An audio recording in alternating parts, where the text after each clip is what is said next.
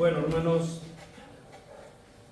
vamos a continuar con esta breve serie de mensajes. Son 3 mensajes que estamos haciendo y el tema es la membresía. Y lo que nosotros estamos intentando hacer en esta serie de mensajes es ver qué es lo que dice el Señor en su palabra en cuanto a lo que significa ser miembros de una iglesia local. Una iglesia local como es esta, la nuestra, una iglesia local como puede ser cualquier iglesia local que esté en cualquier lugar de nuestra ciudad o incluso del mundo. El domingo pasado comenzamos a ver este tema de la membresía, comenzábamos haciéndonos la pregunta de por qué un cristiano debe ser miembro de una iglesia local y estuvimos analizando eso. Para hacer un muy breve repaso, veíamos de que nosotros vivimos en un mundo en el que indefectiblemente necesitamos someternos a reglas, porque el mundo se mueve en base a reglas.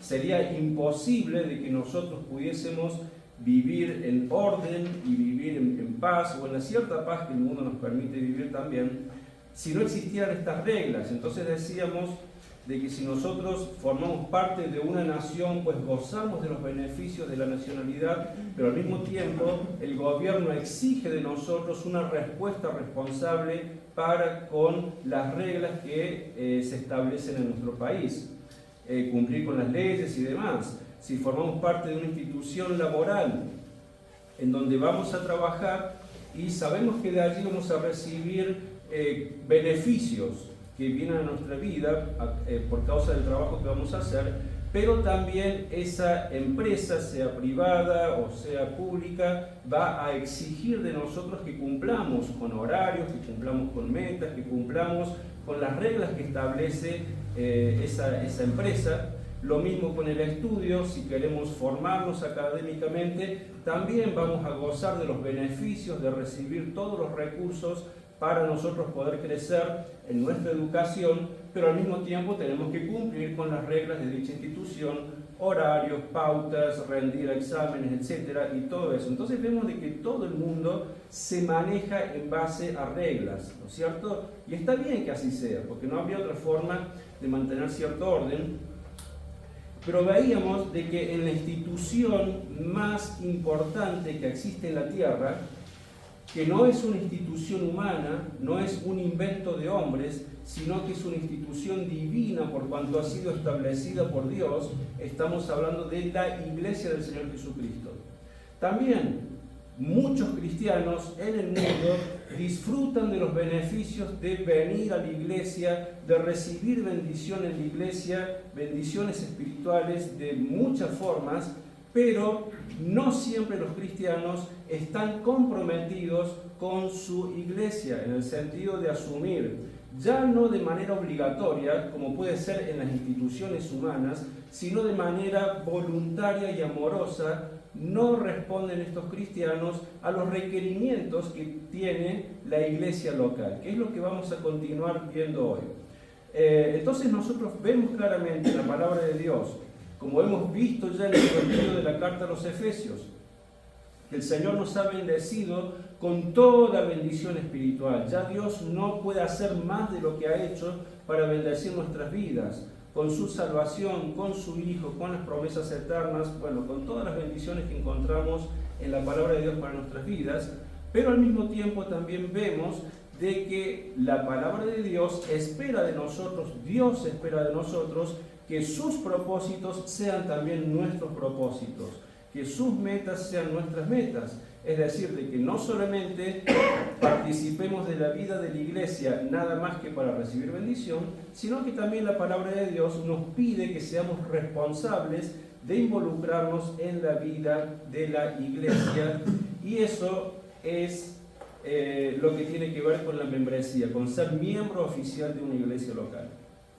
Entonces, bueno, estuvimos respondiendo a esta pregunta de por qué un cristiano debe ser miembro de una iglesia local.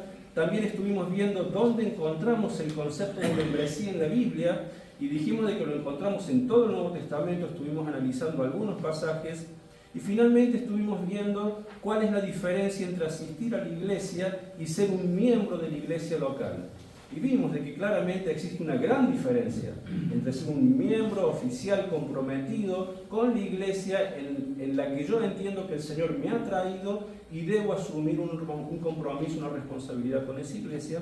Existe una gran diferencia entre ser un miembro comprometido, responsable, oficial y ser simplemente una persona que está de paso o que no quiere asumir ese compromiso.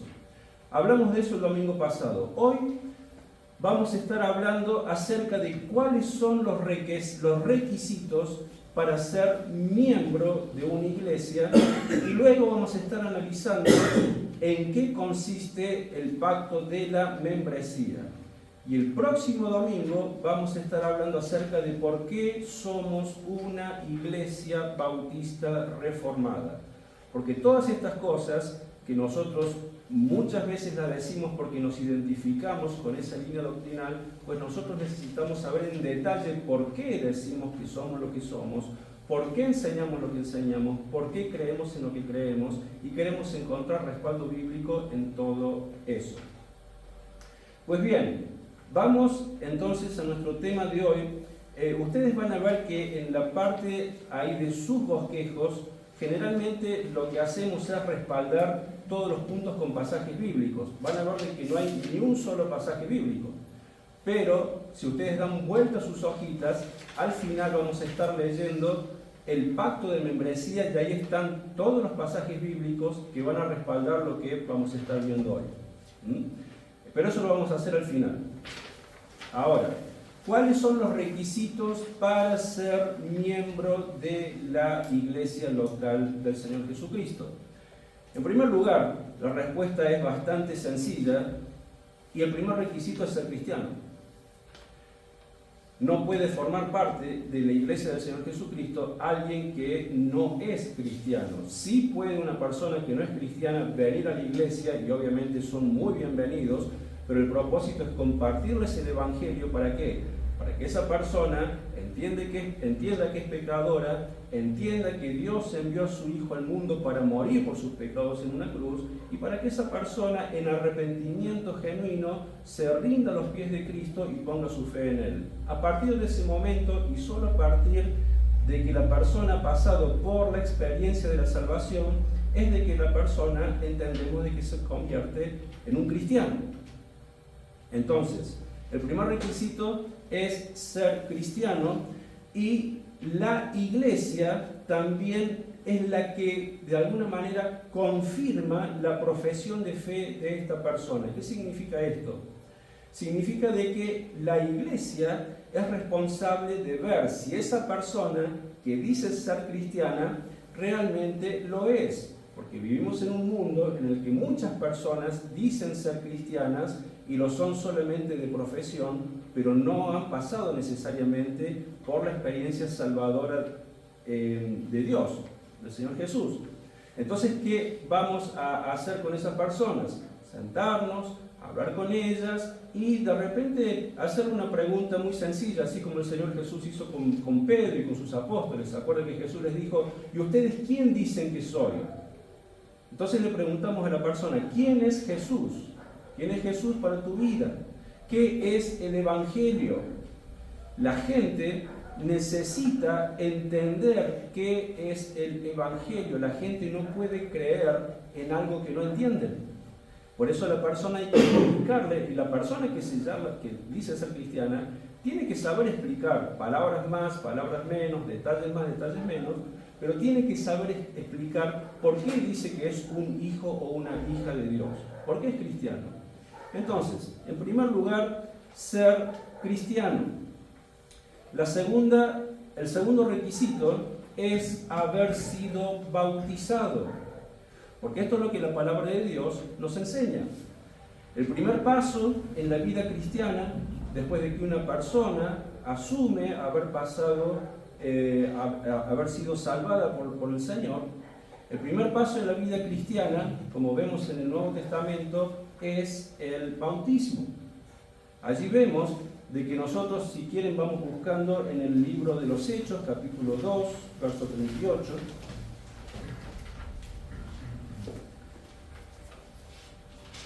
cuando le hacen a Pedro la pregunta, ¿qué haremos ahora? Hechos capítulo 2, verso 38. Antes de eso, Pedro ha venido predicando el Evangelio. Si quieren leemos desde el 36. Y Pedro dice, sepa pues ciertísimamente toda la casa de Israel, que a este Jesús, a quien vosotros crucificasteis, Dios lo ha hecho Señor y Cristo. Al oír esto se compungieron de corazón y dijeron a Pedro y a los otros apóstoles, hermanos, ¿qué haremos?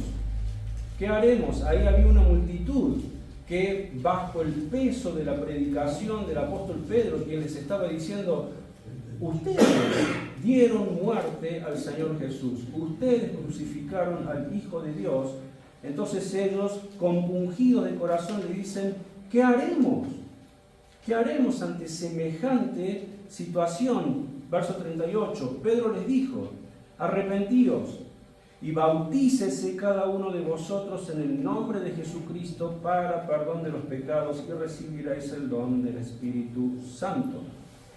Cuando nosotros vamos al Evangelio de Mateo, capítulo 28, ahí tenemos este mandato que el Señor Jesús hace a sus apóstoles antes de ascender a los cielos. Es al final del Evangelio de Mateo. Mateo, capítulo 28, verso 19.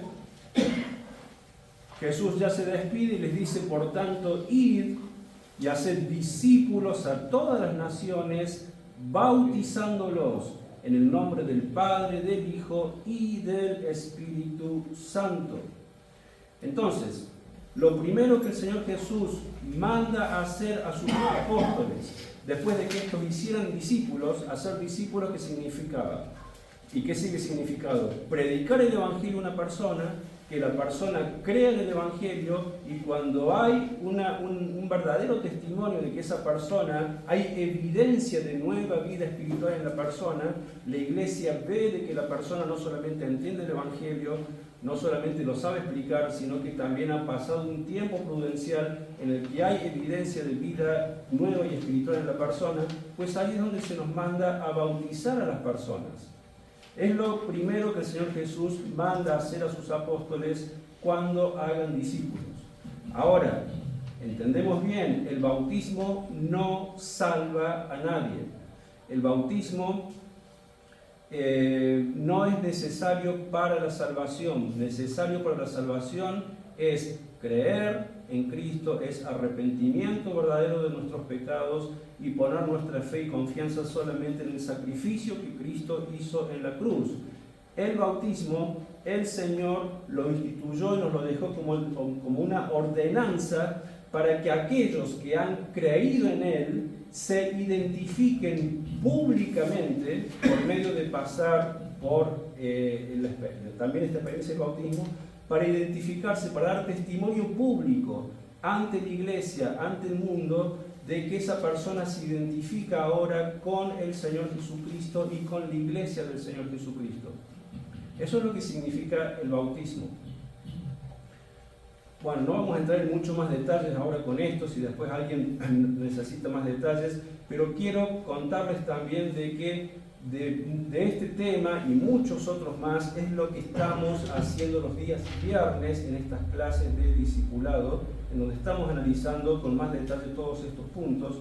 Así que una vez más, yo sé que hay muchos que quieren venir y no pueden por distintas razones, pero si en algún momento pueden sumarse, sería de mucha bendición para que podamos seguir estudiando estas cosas todos juntos, y si no, en algún momento encontraremos un espacio para volver a hacerlos con aquellos que no han podido venir. No hay problema con eso. Entonces, ¿cuáles son los requisitos? Primero, ser cristiano. Segundo, ser bautizado. Y tercero, tiempo. Tiempo. ¿A qué nos referimos con tiempo? Nos referimos, por ejemplo, en el caso de cristianos, personas que manifiestan ser cristianas y que llegan de otras iglesias a la iglesia local. Entonces, nosotros consideramos que es prudente que haya pasado cierto tiempo para que esas personas que llegan y que, como decíamos el domingo pasado, quizás son personas que han salido de otra iglesia porque han entendido que la doctrina no era la correcta, por muchas razones válidas. Han salido de otra iglesia y están buscando una iglesia de sana doctrina.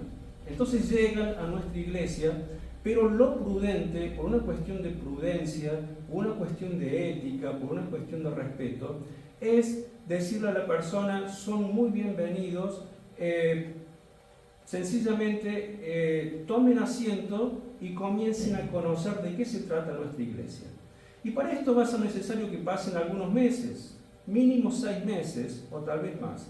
Entonces las personas van a comenzar a entender de qué se trata nuestra iglesia, cuál es la doctrina que seguimos, qué es lo que predicamos, qué es lo que creemos, y van a poder conocer también a las personas y ver si realmente dentro de esa iglesia hay un testimonio. No es una iglesia perfecta, porque no existe iglesia perfecta, pero sí entienden de que es una persona que los miembros aman al Señor Jesucristo, que hay seriedad y responsabilidad por predicar con la mayor pureza posible la palabra de Dios, y que es una iglesia sana, no perfecta, pero sí una iglesia sana.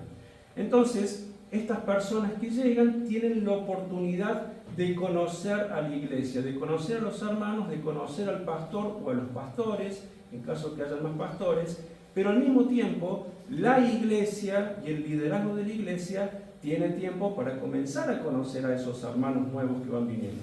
Y si pasa el tiempo y vemos de que está todo bien, de que no hay problema, pues entonces son bienvenidos a formar parte de la membresía oficial de la iglesia, si estos hermanos quieren hacerlo y si la iglesia también los recibe. Por eso, uno de los requisitos para ser miembro de la iglesia es ser prudentes, es darle tiempo a las personas a que podamos conocernos. Y lo mismo con personas que quizás no vengan de ninguna iglesia, que son personas que no conocen al Señor, pero llegaron a nuestra iglesia, conocen el Evangelio en nuestra iglesia, se convierten a Cristo, y lo mismo, vamos a ser prudentes. Primero vamos a tomarnos tiempo para el bautismo y después para invitarlos a la membresía formal de la iglesia. Entonces, hasta aquí los requisitos: ser cristianos, ser bautizados y que haya pasado el tiempo prudente necesario para entender que la persona está dispuesta, y la iglesia también, a formar parte de la membresía oficial de la iglesia. Ok, a partir de ahora y hasta el final vamos a analizar un poco de en qué consiste el pacto de membresía. Y vamos a ir desarrollando, obviamente hay muchas cosas que no las vamos a poder tocar en detalle, pero sí vamos a tratar de desplayarnos lo mejor posible para explicar cada punto de en qué consiste el pacto de membresía. Y después, al final, como digo, vamos a leer el pacto de membresía, donde ahí vamos a tener un resumen de todo lo que vamos a explicar ahora. Cuando hablamos de un pacto, estamos entendiendo que al unirnos a la membresía de la iglesia local, nosotros entramos en una relación de pacto. En una relación donde nos comprometemos ante Dios y nos comprometemos ante las personas de esa iglesia, ante esa asamblea, nos comprometemos sencillamente a respetar los términos de dicho pacto, que es lo que vamos a explicar ahora. Y en un sentido, pero al mismo tiempo salvando las grandes diferencias que existen, pero en un sentido es similar al pacto del matrimonio. ¿Qué queremos decir con esto?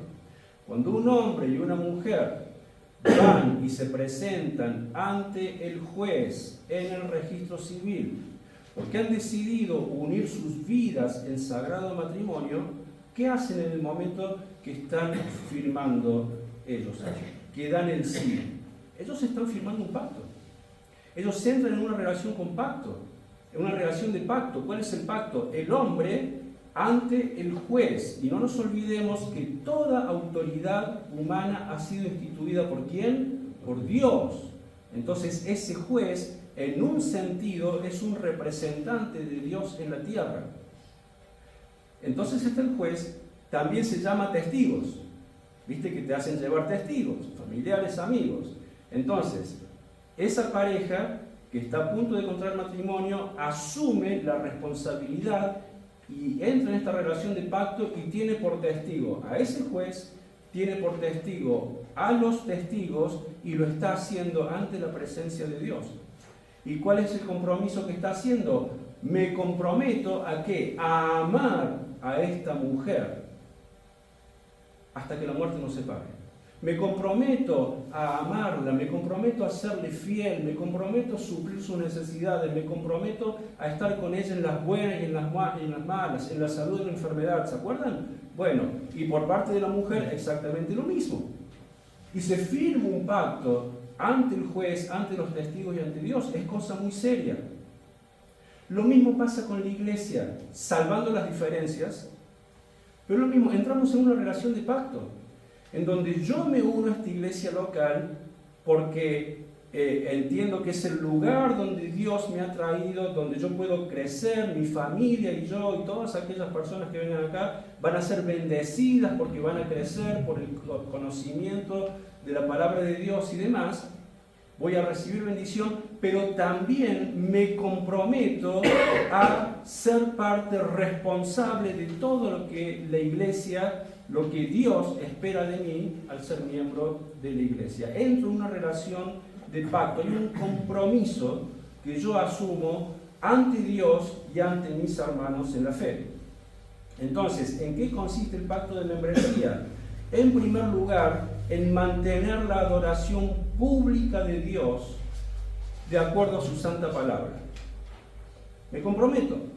Ser seguidor de Cristo implica que nosotros ahora somos leales, somos fieles, implica nuestra lealtad a adorarlo. No solamente de manera individual, sino que asumimos un compromiso de reunirnos regularmente como iglesia, como cuerpo de Cristo, como personas que hemos sido lavadas con la misma sangre de nuestros pecados. Nos comprometemos a reunirnos como iglesia para mantener esto, los cultos de adoración, y en especial el culto que celebramos el día domingo. El día domingo es el día del Señor. Ahora, yo me comprometo, ¿por qué? ¿Porque la iglesia me obliga? ¿Porque si no vengo Dios me va a castigar? No. Es un compromiso de amor. Es un compromiso voluntario. Acá nadie nos obliga a venir a la iglesia. Nadie tiene que venir a la iglesia por obligación. Si venimos, lo hacemos por amor, porque queremos adorar entre aquellos que ahora formamos parte de este bendito cuerpo de Cristo que es su iglesia, reunirnos para adorar como lo hacemos, y lo hacemos con tanto gozo, con tanta emoción, con tanto amor, porque Él es nuestro Señor y Salvador. Y es el día más hermoso de la semana, es el día que más anhela mi corazón que llegue, porque es el día en el que vengo a reunirme con mis hermanos, con aquellos que forman parte de mi familia espiritual, esta familia con la cual voy a pasar toda la eternidad junto a ellos, y por toda la eternidad vamos a alabar a nuestro Dios, pues ya hemos comenzado a hacerlo desde ahora, y es glorioso. Por eso anhelo venir a la iglesia, pero es un compromiso de amor que asumimos el primer día de la semana. ¿Por qué lo hacemos el primer día de la semana? Porque es el día en el que el Señor Jesucristo se levantó de entre los muertos. Libro de los Hechos, capítulo 20, verso 7, vemos de que la iglesia primitiva ya comienza con esta práctica de adoración el día domingo. Hechos 27,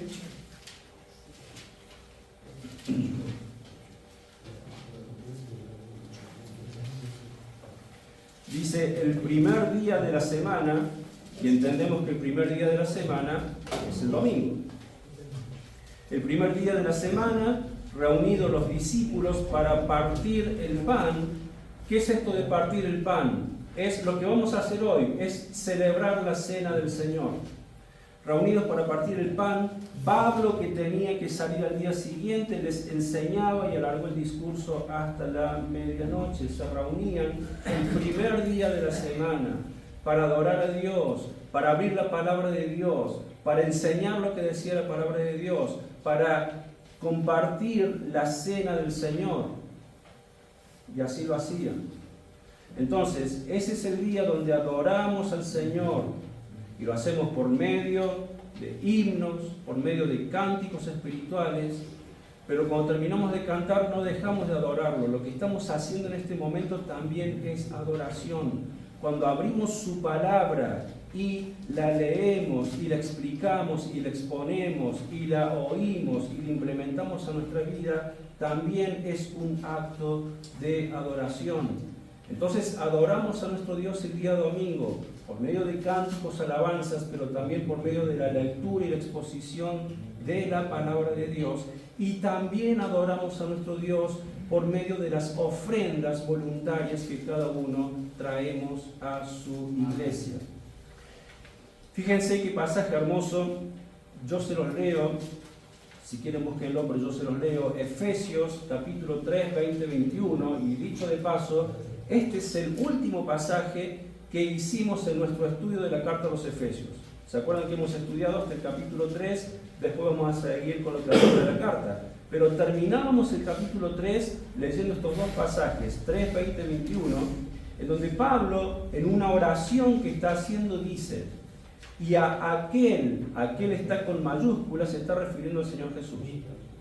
Y a aquel que es poderoso para hacer todas las cosas mucho más abundantemente de lo que pedimos o entendemos, según el poder que actúa en nosotros. Escuchen bien, dice: a Él sea la gloria en la iglesia, en Cristo Jesús, por todas las edades, por los siglos de los siglos. Amén. A Él sea la gloria, dice Pablo. ¿En dónde? En la iglesia. ¿Qué es la iglesia? ¿Son estas cuatro paredes? No. La iglesia somos todos y cada uno de aquellos que hemos sido lavados por la sangre del Señor Jesús, que nos hemos arrepentido de nuestros pecados y que hemos puesto nuestra confianza en Él para perdón de los mismos. Nosotros somos la iglesia, nosotros somos quienes debemos darle gloria a nuestro Dios en la iglesia. Esto es lo que Pablo pide al final de su oración, que se le dé gloria a Dios. ¿En dónde? En la iglesia. Es en la iglesia donde le damos gloria a Dios. Es en el servicio de la iglesia, en el día del Señor, cuando nos congregamos todos para adorar públicamente a nuestro Dios, para darle la gloria y la honra que Él se merece. Es en la iglesia donde Dios es glorificado. Entonces, ¿en qué consiste el pacto de membresía? En primer lugar, en mantener la adoración pública de Dios de acuerdo a su santa palabra. ¿Quiénes son los responsables de mantener la adoración pública? Todos. Todos nosotros. Todos los que somos miembros somos responsables de mantener la adoración pública. Esto no es una responsabilidad solamente del liderazgo o de aquellos que ministran las alabanzas o de aquellos que vienen y abren la puerta de la iglesia cada domingo. No, esto es una responsabilidad absolutamente de todos. Todos somos responsables voluntaria y amorosamente de mantener la adoración pública. En segundo lugar, ¿en qué consiste en el pacto de membresía? En honrar la predicación de la palabra de Dios. De alguna manera se van solapando los puntos anteriores con los que siguen, pero es importante que lo veamos también. Honrar la predicación de la palabra de Dios.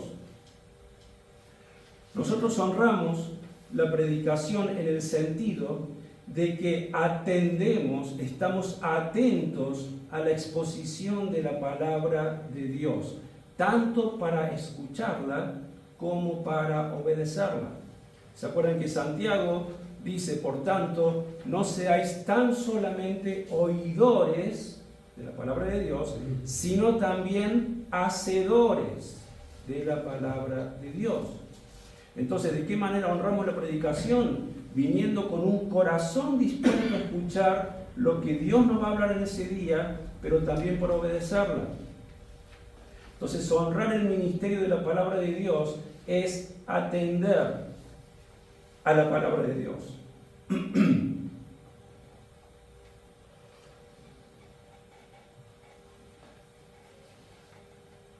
Es atender a la palabra de Dios, pero también es someternos a la palabra de Dios, pero algo más que Pedro nos dice, y vamos a leer 1 de Pedro 2:3, algo más que debe ocurrir en nosotros, es que debemos anhelar la predicación de la palabra de Dios. Por eso también me congrego, por eso también anhelo participar de la vida de la iglesia, porque anhelo que la palabra de Dios me sea expuesta y predicada. 1 de Pedro 2:3 dice, desechad pues toda malicia, todo engaño, hipocresía, envidias y toda maledicencia, y desead como niños recién nacidos la leche espiritual no adulterada, para que por ella crezcáis para salvación. ¿A qué está haciendo referencia Pedro con la leche espiritual no adulterada? Está haciendo referencia a la palabra de Dios. Está usando la figura de un niño que recién ha nacido, de un bebé, de un lactante.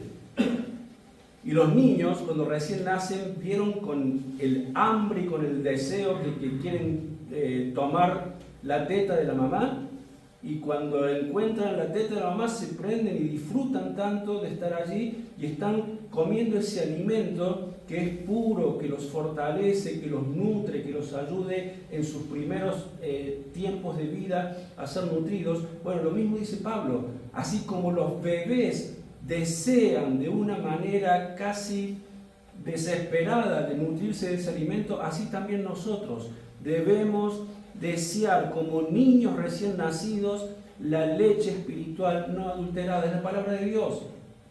¿Por qué no adulterada? Porque tenemos que tener cuidado de que lo que se nos enseña de la palabra de Dios es lo que la palabra de Dios dice, y no hay agregados de doctrinas humanas, cosas que se le agreguen o se le quiten a la palabra de Dios, sino la pureza de la palabra de Dios.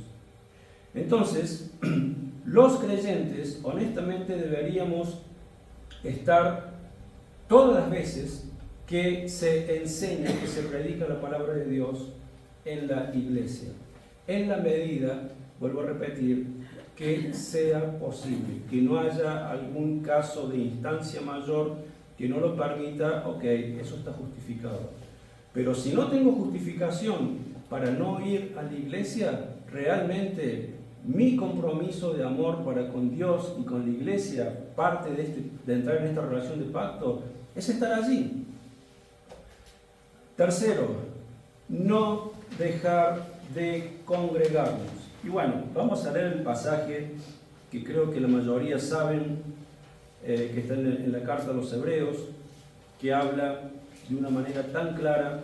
Hebreos capítulo 10, versos 19 al 25.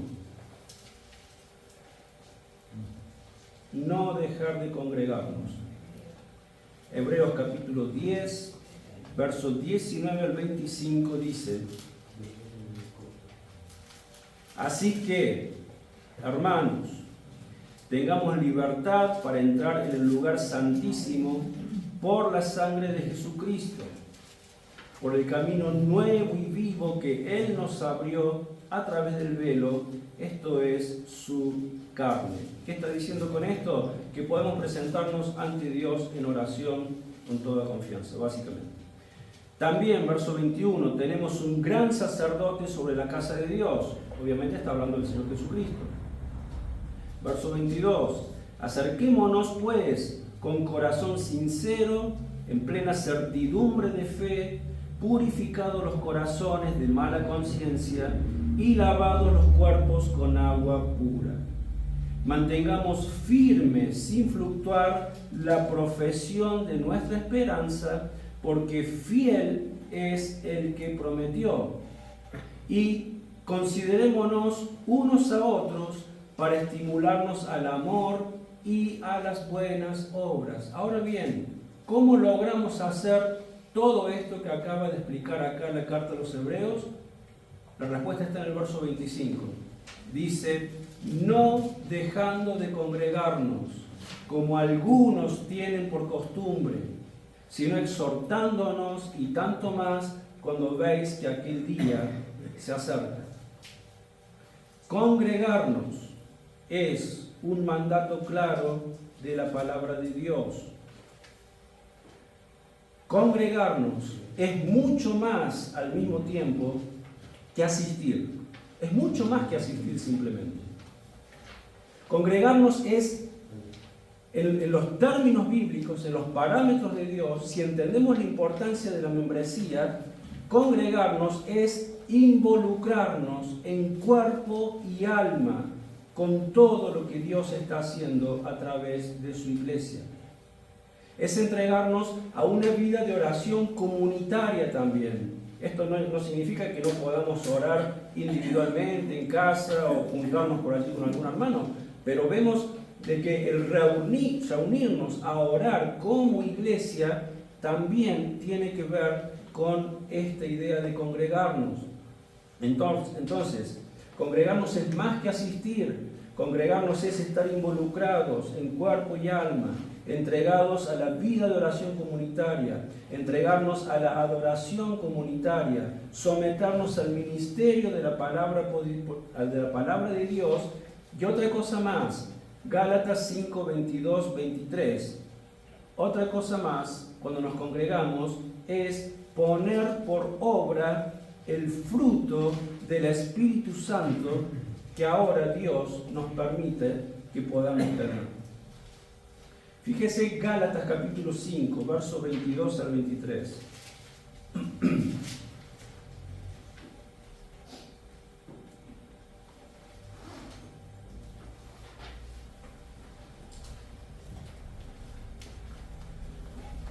Dice: pero el fruto del Espíritu es amor, gozo, paz, paciencia, benignidad, bondad, fe, mansedumbre, templanza. Dijimos 22, 23. Bueno, templanza, contra tales cosas no hay ley. ¿Se dan cuenta? Estas cualidades son características que el Espíritu Santo comienza a manifestar en aquellos que son hijos de Dios. Esta es la obra del Espíritu Santo, una obra santificadora que se manifiesta en estos frutos, en este fruto del Espíritu Santo en la vida de su cuerpo, de sus hijos: amor, gozo, paz, paciencia, benignidad, bondad, fe, mansedumbre, templanza. Ahora, ¿a quién le está escribiendo Pablo? A una iglesia, a la iglesia de los Gálatas. ¿Qué es lo que está diciendo Pablo? Hermanos, en medio del contexto de la vida de la iglesia local, este fruto del Espíritu Santo debe manifestarse para el beneficio de los unos a los otros. Si no, ¿en qué otro lugar vas a poner por obra el fruto del Espíritu Santo en tu vida? Sí que podemos amar afuera a las personas, tener todas estas cosas, por supuesto que sí, no decimos que no, pero el lugar principal, el lugar central en donde nosotros vamos a poder poner por obra todas estas cualidades es en medio de las relaciones interpersonales que tenemos dentro de la iglesia los unos con los otros. Y allí también voy a saber si realmente soy de Cristo. ¿Amo a mis hermanos? ¿Soy paciente con ellos? ¿Siento gozo al estar con ellos? ¿Estoy creciendo en ellos en benignidad, en paciencia, en bondad, en fe, en mansedumbre? Todas estas cosas las estoy compartiendo con mis hermanos y entre todos vamos creciendo en estas cosas. No somos perfectos, todavía vamos a tener desacuerdos, quizás hasta a veces nos peleemos, pero cuando estas cosas están realmente activas en la vida del cuerpo de Cristo, todo lo demás va a ser lo de menos, porque estas cosas nos van a ayudar a mantenernos, más allá de diferencias que puedan aparecer, nos van a ayudar a mantenernos en amor, a ser pacientes los unos con los otros, etc. Entonces, ¿se dan cuenta la importancia que tiene el de no dejar de congregarnos? Hay personas que por ahí dicen, bueno, pero ¿cuál es la diferencia? El mismo mensaje con la tecnología que tenemos ahora. El mismo mensaje que puedo escuchar un día domingo en una iglesia, lo puedo escuchar en mi casa tranquilo desde el internet. Porque hay infinidad de sermones que yo puedo. ¿Por qué tengo que ir a la iglesia? Si sos cristiano tenés que ir a la iglesia. Porque en tu casa podés escuchar mensajes y no hay ningún problema con eso. Es más, es aconsejable. Pero en tu casa, encerrado, aislado del resto de la comunión, jamás vas a poder llevar a cabo esto y otras cosas más que significa el congregarnos. Porque el congregarme significa que yo asumo un compromiso de amor para con mis hermanos. ¿En qué te puedo servir? ¿De qué manera te puedo demostrar mi amor? ¿De qué manera puedo ayudarte? ¿De qué manera podemos lavarnos los pies los unos a los otros? Si me quedo en mi casa, eso no lo voy a poder hacer. No estoy sometiéndome voluntariamente y amorosamente a la voluntad de Dios en mi vida. El Señor nos manda a congregarnos y no debemos dejar de congregarnos como algunos tienen por costumbre. Cuarto punto, participar de las ordenanzas de Cristo. Bueno, hoy vamos a participar de una de ellas, que es la Cena del Señor. Como iglesia bíblica creemos que el Señor Jesucristo ha dejado 2 ordenanzas y solamente 2 y nada más que 2. 2 ordenanzas que recuerdan su sacrificio en la cruz. Una es el bautismo y la otra es la Cena del Señor. Y la palabra de Dios nos manda a guardar estas 2 ordenanzas, el bautismo y la Cena del Señor. En el bautismo estamos simbolizando nuestra unión con Cristo y en la Cena del Señor estamos conmemorando y proclamando su muerte y que también tenemos comunión con Él y comunión los unos con los otros. Bueno, esto también forma parte del pacto de membresía. ¿Qué otra cosa más forma parte de entrar en esta relación de pacto? Pues apoyar sacrificialmente con nuestros dones y recursos la extensión de la obra de Dios según nuestras posibilidades. Hermanos, otra vez, Dios ha dotado a cada uno de sus hijos con habilidades sobrenaturales. Estas habilidades sobrenaturales se llaman dones. En la primera carta a los Corintios, capítulo 12, verso 7,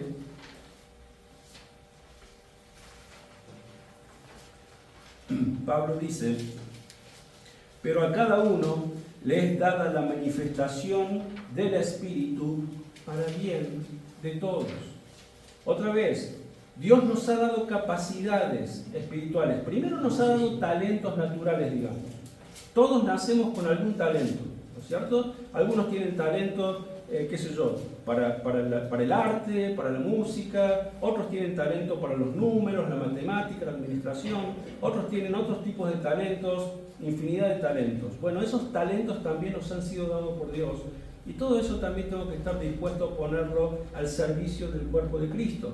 Pero aparte de esto hay talentos sobrenaturales que son dones espirituales por medio de los cuales Dios capacita a la iglesia y también no son para que me los guarde para mí. Si el Señor le ha dado a una persona, hermano, el don de la enseñanza, por decirlo, y no es para que vayas y te leas 10 libros por día y te quedes en tu casa y solamente te guardes para vos lo que has aprendido. No, si te ha dado ese don y esa capacidad, es para que después de todo lo que has aprendido vayas y lo compartas con la iglesia para que ellos también sean edificados. Y lo mismo con cualquier otro don espiritual. No podemos entrar ahora en los detalles de los dones, pero los dones que el Señor nos ha dado es para que los pongamos al servicio de los demás. Entonces, eso por un lado. Tenemos que tener en claro la responsabilidad del ministerio los unos a los otros. Bueno, estamos hablando de eso, pero vamos a reforzar el concepto. Primera carta a los Tesalonicenses. Si les cuesta trabajo encontrar, no se preocupen, yo los busco y los leo. A mí también me cuesta trabajo encontrarlo, pero... Primera Tesalonicenses capítulo 5, verso 11. Dice: por lo cual, animaos unos a otros y edificaos unos a otros, así como estáis haciendo. ¿Se dan cuenta el ministerio los unos para con los otros? La vida cristiana no es una vida, ya dijimos, no es pasiva y no es una vida aislada. Es una vida de comunión y es una vida de acción de los unos para con los otros.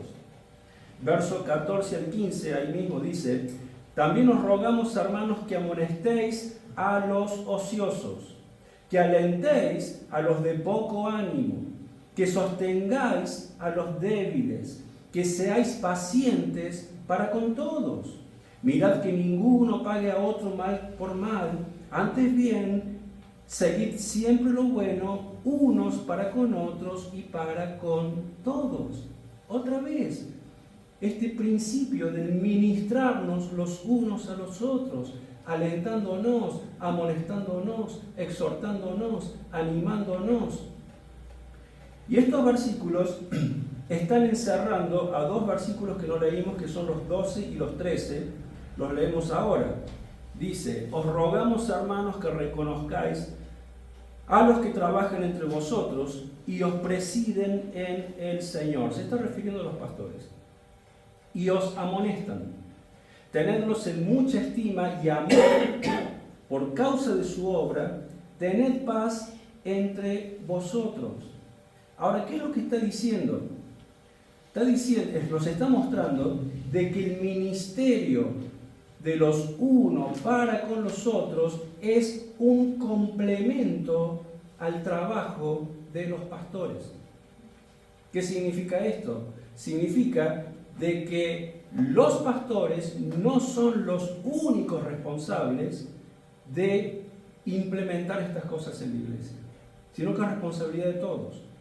Todos debemos enseñarnos, todos debemos amonestarnos en amor, todos debemos edificarnos, todos debemos estar involucrados en el bienestar espiritual de mis hermanos en la fe. Y todo esto solamente se da en el contexto de la iglesia local. ¿En qué otro contexto vas a encontrar esto? Entonces, el ministerio de cada cristiano consiste en velar por el bien de los demás, por el ánimo de los demás, por la edificación, la amonestación paciente y amorosa.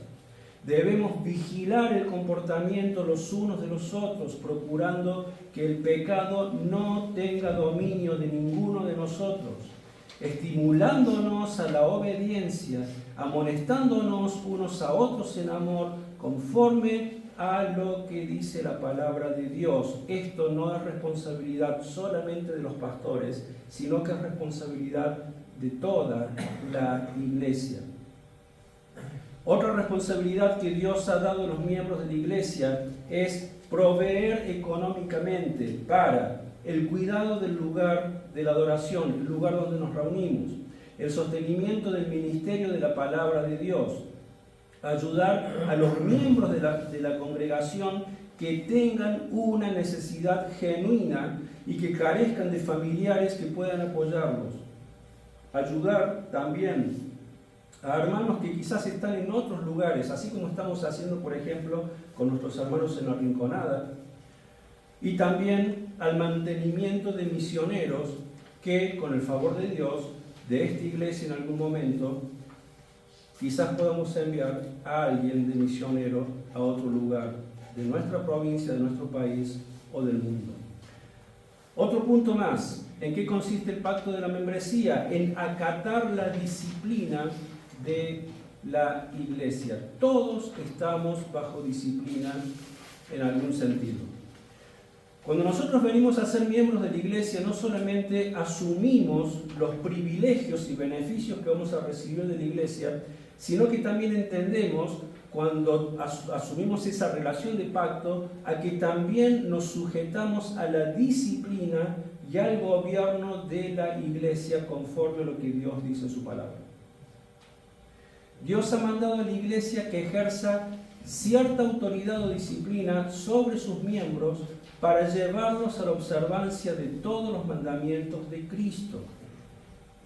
Hay un sentido en el que todos estamos bajo la disciplina del Señor. Cuando nosotros somos instruidos por la palabra de Dios, cuando el Señor nos exhorta, nos amonesta, al mismo tiempo, cuando estamos siendo atentos, como decíamos recién, estamos siendo disciplinados. Porque Dios está hablando en nuestros corazones, Dios está hablando en nuestras conciencias, y todos nosotros entendemos muchas veces de que hay cosas que Dios nos está pidiendo que cambiemos, cosas que echemos manos, áreas de nuestra vida, nuestro carácter, decisiones, etc. Estamos siendo disciplinados cuando estamos expuestos a la exposición de la palabra. Pero hay otro tipo de disciplina que es de clase correctiva y que se presenta cuando un hermano peca obstinadamente y deliberadamente. Entonces esta disciplina se ejerce para llevarlo al arrepentimiento. En Mateo capítulo 18, versos 15 al 20, allí encontramos nosotros el proceso de disciplina, como el Señor Jesucristo lo ha instituido para que sea aplicado en su iglesia. Vamos a leerlo solamente, no lo vamos a desarrollar por cuestión de tiempo, pero es para que entendamos de que el Señor ha instituido un procedimiento de disciplina que debe llevarse a cabo sobre aquellos hermanos que pecan contra otros hermanos en esto que es la vida de la iglesia. Mateo capítulo 18, verso 15 al 20 dice: por tanto, si tu hermano peca contra ti, ve y repréndelo estando tú y él solos. Si te oye, has ganado a tu hermano. Pero si no te oye, toma aún contigo a uno o dos, para que en boca de 2 o 3 testigos conste toda palabra. Si no los oye a ellos, dilo a la iglesia, y si no oye a la iglesia, tenlo por gentil y publicano. De cierto os digo que todo lo que atéis en la tierra será atado en el cielo, y todo lo que desatéis en la tierra será desatado en el cielo.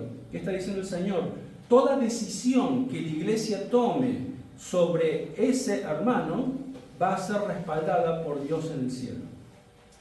Dios le da autoridad a la iglesia de disciplinar a sus miembros, aquellos que son encontrados en alguna falta.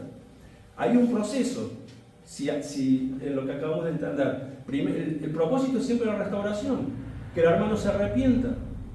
Pero si no se arrepiente ante la primera confrontación, se busca algunos testigos y se lo confronta para traerlo al arrepentimiento. Si el hermano se arrepiente, reconoce su falta, seguimos todos bien para adelante, queda todo sanado. Pero si el hermano persiste en una actitud rebelde y obstinada de no arrepentirse de su pecado, dice el Señor, a ese debes expulsarlo de la iglesia, tenerlo por gentil y publicano. Esa es la disciplina llevada al máximo extremo, algo a lo que nunca queremos llegar, pero a veces lamentablemente es necesario. Pero debemos ser conscientes que cuando nos sometemos al pacto de la membresía, estamos expuestos a la disciplina de la iglesia. Y finalmente, ser luz en el mundo y llevar el Evangelio hasta lo último de la tierra. Uno de los pasajes más emblemáticos de la iglesia es el que encontramos en Primera de Pedro, capítulo 2, verso 9.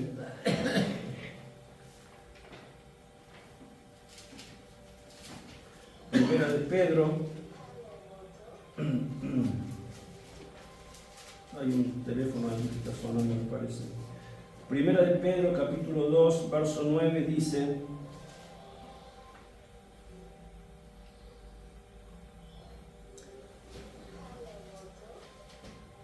a ver si identificamos el teléfono para pagar.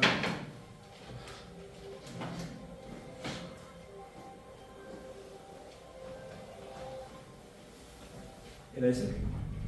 Ahí está. Bueno, gracias. Dice: pero vosotros sois linaje escogido, real sacerdocio, nación santa, pueblo adquirido por Dios, para que anunciéis las virtudes de aquel que os llamó de las tinieblas a su luz admirable. Somos un pueblo escogido, dice Pedro. Somos un linaje escogido, somos un real sacerdocio, ahora somos una nación santa, somos un pueblo que hemos sido adquirido por Dios. Todas estas cosas, ¿por qué y para qué? Dice, para que anunciemos las virtudes de aquel que nos llamó de las tinieblas a luz admirable. Hemos sido salvados, escogidos, convertidos en pueblo de Dios. ¿Para qué? ¿Para que nos quedemos nosotros quietos y cómodos en nuestro lugar? No.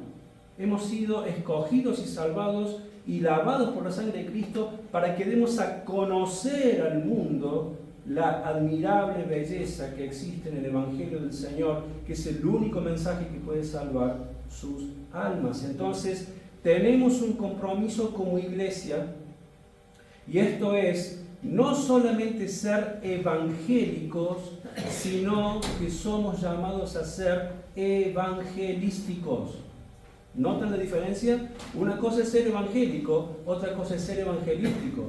Ser evangélico es ser evangélico, ser evangelístico es compartir el evangelio con los demás.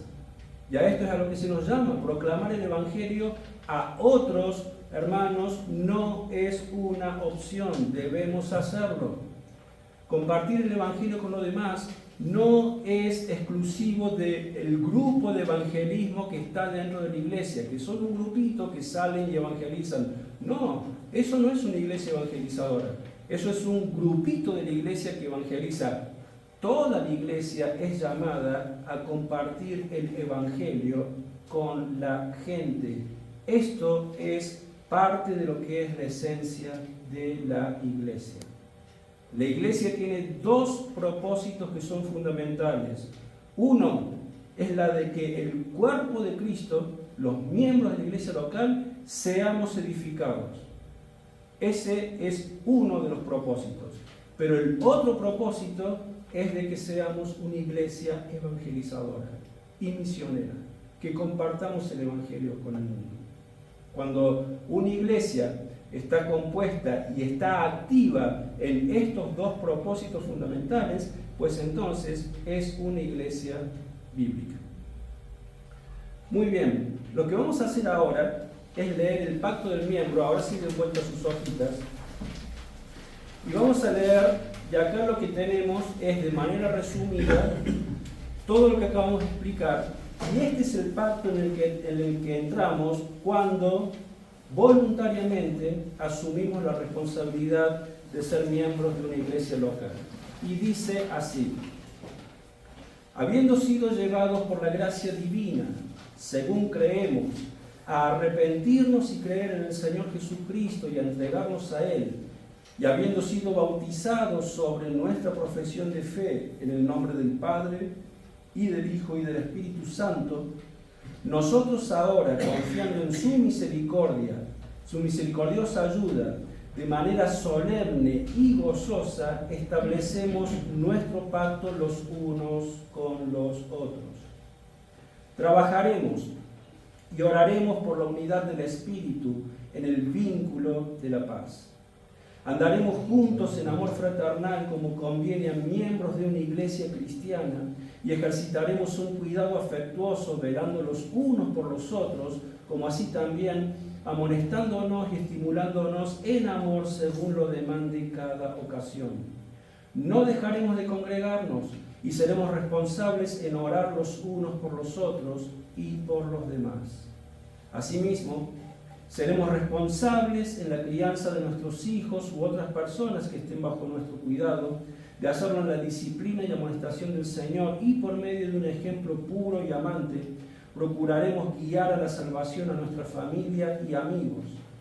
Nos regocijaremos en la felicidad los unos a los otros, del mismo modo en que procuraremos con ternura, simpatía y amabilidad llevar las cargas y las tristezas los unos a los otros.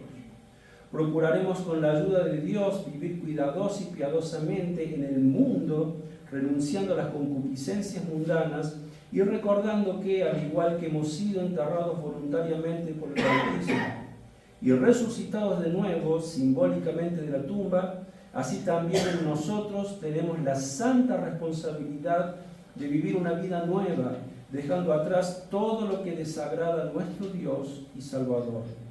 Trabajaremos juntos para el mantenimiento de un ministerio evangélico fiel en la Iglesia al sostener nuestra adoración, ordenanzas, disciplinas y doctrinas.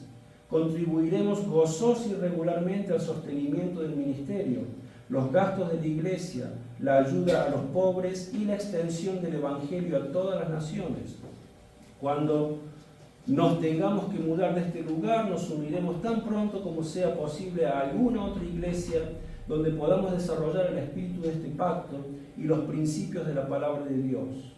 Que la gracia del Señor Jesucristo y el amor de Dios y la comunión del Espíritu Santo sea con todos nosotros.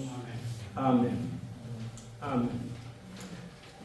Muy bien, hermanos, vamos a nuestro Dios en oración y luego de eso vamos a participar de la cena del Señor.